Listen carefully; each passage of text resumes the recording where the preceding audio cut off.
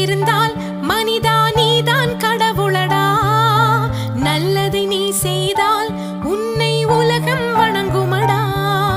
பிறப்பது ஒரு முறைதான் மனிதா, நினைத்ததை நடத்திடடா.